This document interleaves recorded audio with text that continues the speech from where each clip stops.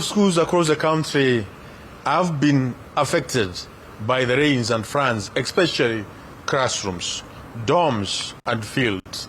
So far, 15 schools have been affected in Nairobi. We are collecting data on all affected schools throughout the country, and we are relying with the Ministry of Education to complete this exercise. Power has been affected, leading to outages and disconnection in flooded zones across Nairobi and other regions. The government has deployed Kenya Power and Lighting Company crew who are actively working to restore supply in many areas that has been affected. Critical water infrastructure risk contamination from the sewage and runoff. To restore normalcy, the government has mobilized substantial resources, including Kenya Defense Forces, Rapid Response Units, and National Disaster Management Unit, and other emergency response teams deployed overnight in Nairobi to support rescue operations, evacuate trapped residents, assist stranded motorists, and reinforce critical sites, working alongside with the National Disaster Operations Center, county government teams, and other deployment partners led by Kenya Red Cross, who have greatly helped in restoring normalcy. The National Youth Service personnel are being tasked by government for ground-level support in clearance, logistics, and community aid distribution where needed. All the food items and non-food items supplied, especially in urban areas in Nairobi, National Youth Service will help in distribution of those food items and non-food items. Kenya Power and Lighting Company will, with over 800 technicians, mobile generators, and repair vehicles, are at the moment prioritizing safety checks, isolating flooded substations, and reconnecting lines. And they have made good progress in areas like Eastleigh, South B, targeting full restoration in accessible zones within a few days. Engineers from Kera, Kura, and Kenya and county departments are at the moment crossing unsafe bridges, reinforcing drainage, and diverting traffic where necessary. Water and sanitation teams are coordinating chlorination, surveillance, and safe distribution to protect sources of water.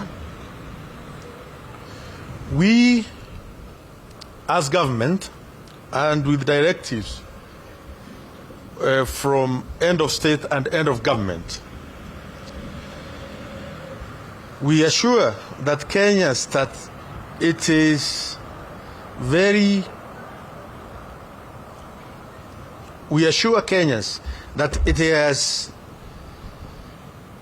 that government has all resources and personnel needed to deal with the crisis through the mobilized multi-agency teams. I want to repeat that the government assures Kenyans that it has necessary resources and personnel to deal with this crisis through the already mobilized multi-agency team, which is with me here.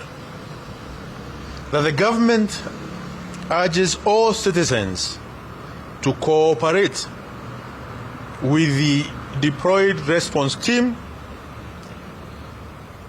and Kenyans are advised to evacuate to high grounds immediately if waters rise, contact the Roko Nyumba Kumi leaders across the country, and also contact the National Emergency Hotline, which is 999.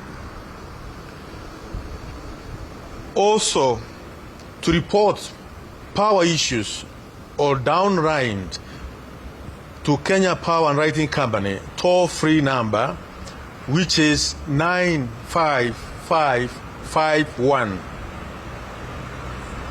Also, we advise Kenyans to seek shelter and relief at sub-county centers distribution food, water, and medical aids. Also, we request Kenyans in affected areas to boil or treat drinking water and maintain hygiene. Get supplies from county health teams.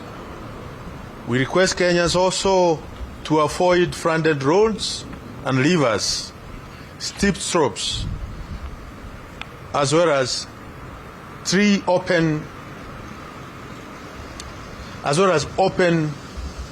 windows during thunderstorms.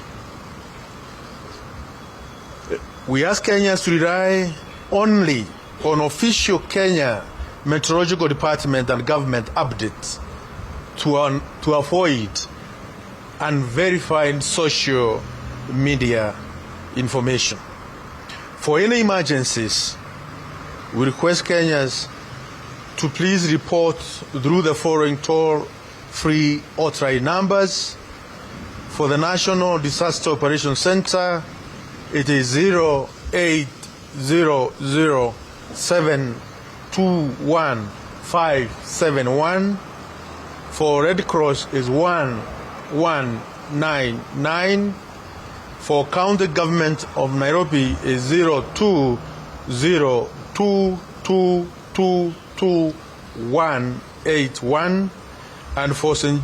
John's Ambulance is 0800722540. I thank you. Thank you, Waziri. If you have a question.